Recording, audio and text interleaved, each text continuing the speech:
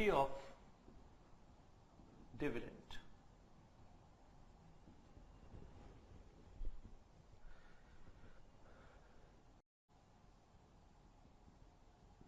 Dividend is exempt. Dividend is exempt if covered by section 115O. Dividend exempt होता है अगर ये dividend हमारा कवर होता है सेक्शन 115O के अंदर। ठीक है जी, ये कहां लिखा हुआ है? ये बेटा लिखा है सेक्शन 10 सबसेक्शन 34 के अंदर। तो सेक्शन 10 आपको बता रखा है क्लास में, जब भी हमारे पास सेक्शन 10 नजर आएगा it means we talk exemption tax free income. तो dividend is tax free if covered by section 115O। ठीक है जी, 115O में डिविडेंड कवर है तो ये टैक्स फ्री होगा। अब दूसरी चीज हमारे पास होती है कि 115O क्या कहता है, इसमें किस तरह का डिविडेंड कवर होता है। Section 115O says every domestic company is liable to pay CDT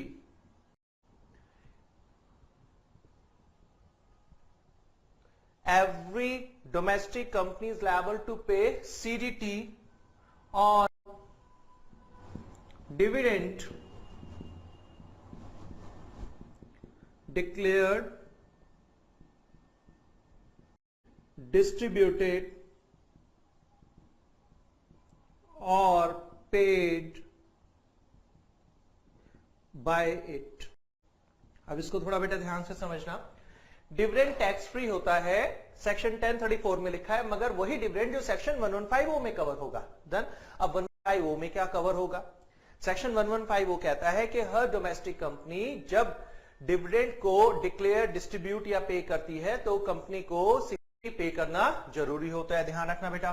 तो domestic company is liable to pay CDT and accordingly बेटा डोमेस्टिक कंपनी का डिविडेंड जिसके ऊपर सीडीटी पे होता है इसके ऊपर रिसीवर ऑफ डिविडेंड टैक्स पे नहीं करेगा। सीडीटी मतलब कॉर्पोरेट डिविडेंड टैक्स।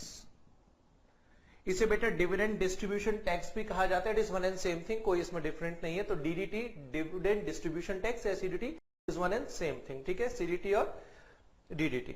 तो yes, dividend is taxable when it is paid, distributed, declare by the company. ठीक है, ये कंपनी के हाथ में बेटा टैक्सेबल हो जाता है। तो ये टैक्स फ्री घोषित कर दिया गया बेटा, डिक्लेयर कर दिया गया है in the hands of receiver. ठीक है, तो चेन बनाते रहिए। सेक्शन 10 सबसेक्शन 34 में डिविडेंड एग्जाम्प्ट होगा अगर सेक्शन 115O में कवर है। 115O में कौन सा डिविडेंड कवर होता है? Very good, dividend which is paid, distribute by domestic company, क्योंकि इस पर सीडीटी पे करती है डोमेस्टिक कंपनी। इसका मतलब अभी तक जो हमें बेटा समझ आता है, इसका मतलब अब जरा यहां पर एनालाइज कीजिए। यहां पर बेटा एनालाइज कीजिए that it means foreign company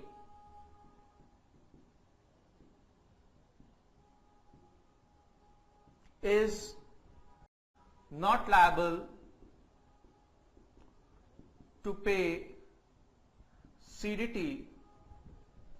ठीक है, एंड तो क्या होगा? डिविडेंड फ्रॉम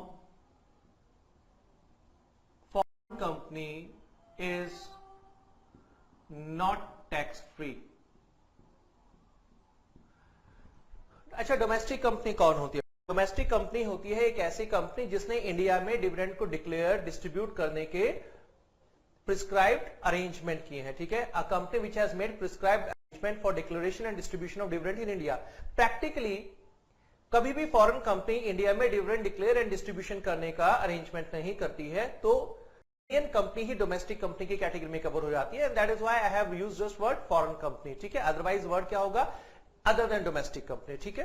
बट अगर आप उसको प्रैक्टिकली एनालाइज करेंगे तो you come to know that we are talking about foreign company. तो मोटा मोटा बेटा क्या होगा, अगर हम डिविडेंड इंडियन कंपनी से रिसीव करेंगे इट इज टैक्स फ्री, अगर डिविडेंड हम फॉरेन कंपनी से रिसीव करेंगे टैक्सेबल, कारण क्योंकि domestic company that is Indian company इसके ऊपर क्या पे कर रही है, सीडीटी पे कर रही है, मगर फॉरेन कंपनी सीडीटी पे नहीं करती, इसलिए वो रिसीवर के हाथ में टैक्स आता है। तो अब चीज ध्यान रखना, इसीलिए जब हम क्वेश्चन करते हैं वहां पर लिखा होता है डिविडेंड, तो याद रखना डिविडेंड डोमेस्टिक कंपनी लिखा हो एग्जाम, डिविडेंड 115O में कवर है एग्जाम, ठीक है। तो सेक्शन का थोड़ा सा आप ध्यान रखिएगा। अब डिविडेंड का बेटा मीनिंग क्या होता है, यहां पर सेक्शन 115O में डिविडेंड में क्या शामिल होता है, अब जरा मेरी बात को समझना। For the purpose of section 115O, for the purpose of section 115O, dividend includes dividend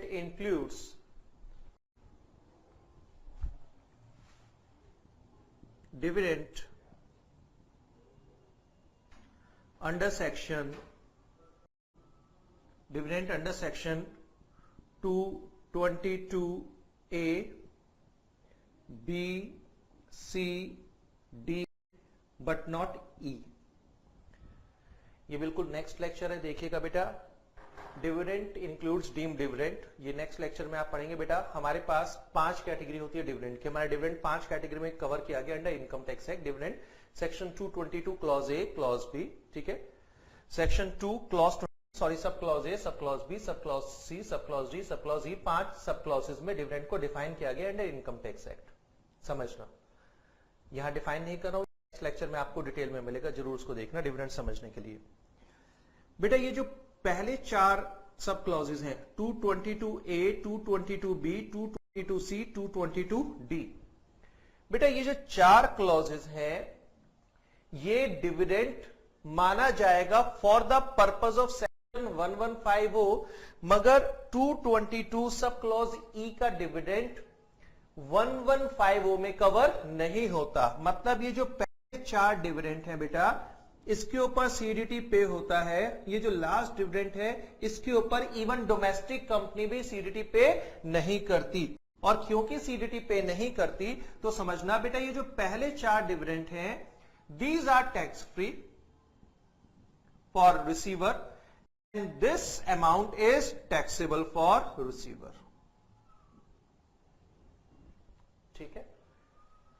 तो अब इसको एक समझिए फटाफट। सेक्शन 10 सबसेक्शन 34 में डिविडेंड टैक्स फ्री होता है अगर ये 115O में कवर होता है। 115O कहता है डोमेस्टिक कंपनी जब डिविडेंड डिक्लेयर, डिस्ट्रीब्यूट या पे करती है तो सीडीटी पे करेगी। इसका मतलब यहां से क्रक्स निकाला, फॉरेन कंपनी से जो डिविडेंड हम रिसीव करते हैं वो टैक्सेबल होता है।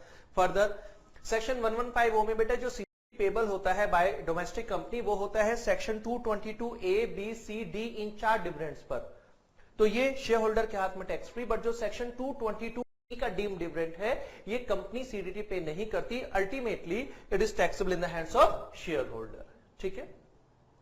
डन। तो ये आप नेक्स्ट लेक्चर में जरूर देखिएगा। तो ये एक हमारे पास एनालिटिक पार्ट था।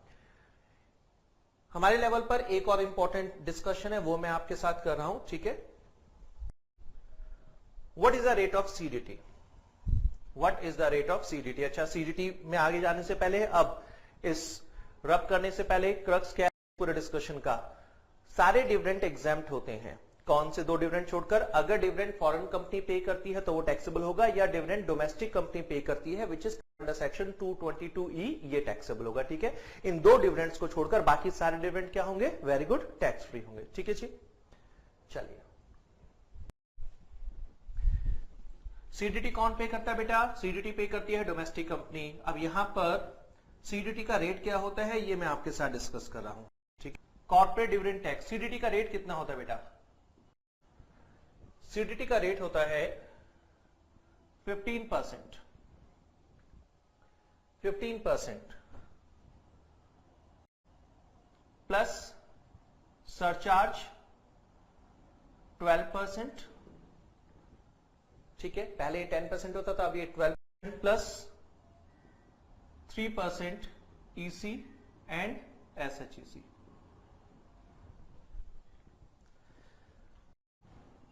ये जो 15% बेटा लगाया जाएगा,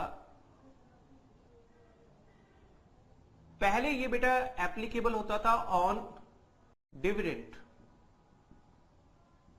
पहले ये किस पर होता था? डिविडेंड पर होता था 15%। ठीक है, मतलब अगर डिविडेंड बेटा 100 रुपया पे कर रहे हो तो सीडीटी होता था 100 रुपए का 15%। ये मैं अभी इग्नोर कर रहा हूं सर्च चार्ज एंड ईसीएस चीज, तो बेटा ये आता था 15 रुपया। मतलब अगर कोई कंपनी 100 रुपए का डिविडेंड पे करना चाहती थी तो कंपनी उस 100 रुपए का डिविडेंड तो पे करती थी, साथ में 15 रुपए का सीडीटी पे करना पड़ता था सेंट्रल गवर्नमेंट को। अब ये पॉइंट हट गया बेटा। अब सीडीटी किस पर होता है? ये जो सीडीटी आपने 15% लगाना है बेटा, ये किस पर होता है? ये होता है ऑन ग्रॉस अमाउंट। और ये ग्रॉस अमाउंट क्या होता है बेटा? ये ग्रॉस अमाउंट होता है डिविडेंड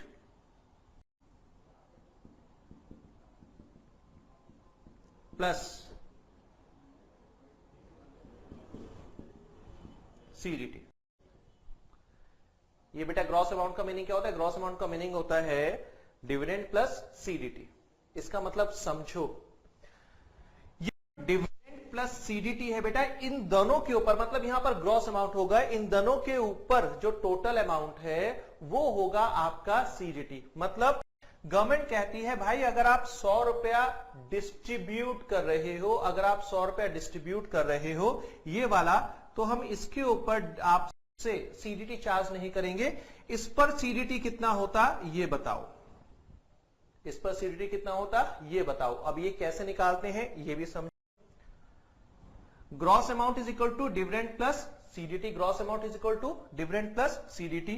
तो नाउ ये पहले होता था earlier, now if dividend paid is 100 rupees, if dividend paid is 100 rupees, अब जरा बेटा समझना सीडीटी का रेट कितना होता है? सीडीटी का रेट है बेटा 15%। किस चीज का? ग्रॉस अमाउंट का। तो सीडीटी है 15% ग्रॉस अमाउंट का। तो अगर ग्रॉस अमाउंट है 100 रुपया और सीडीटी है 15 रुपया, मतलब 15%, तो जो डिविडेंड पे करेंगे वो ग्रॉस अमाउंट का कितना परसेंट होगा? Very good, 85%। 85%, समझे मेरी बात?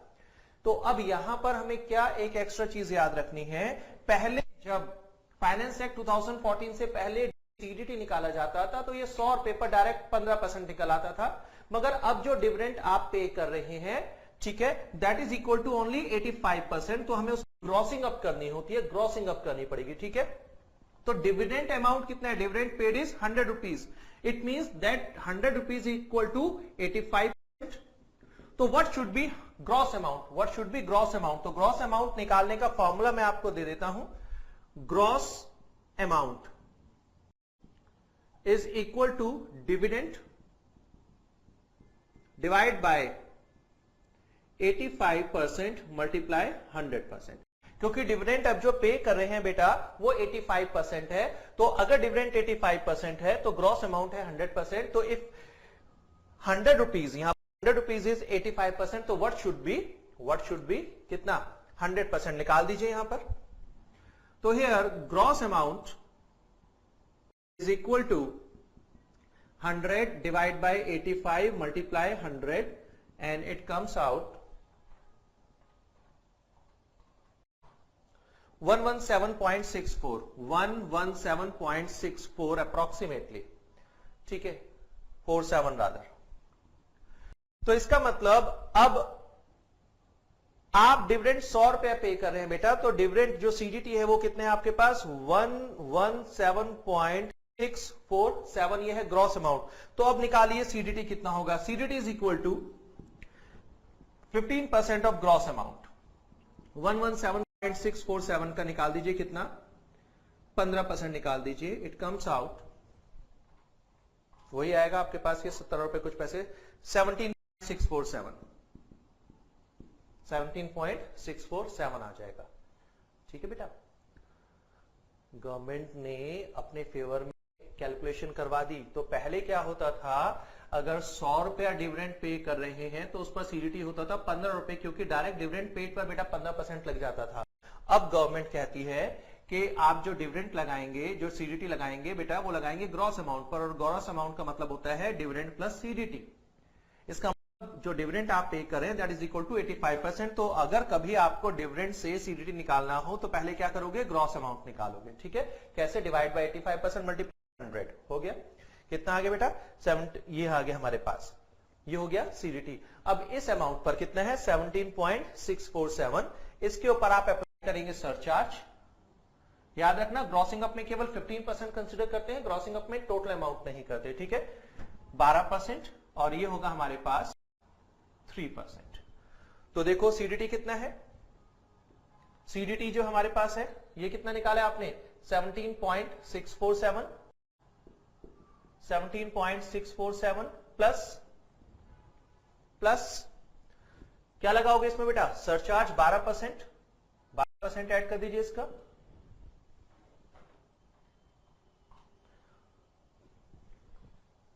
सरचार्ज 2.17, और फिर दोनों का टोटल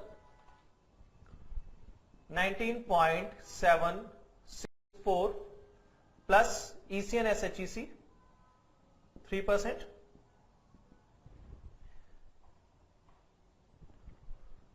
0.593, और अगर आप इसे टोटल करते हैं इट कम्स आउट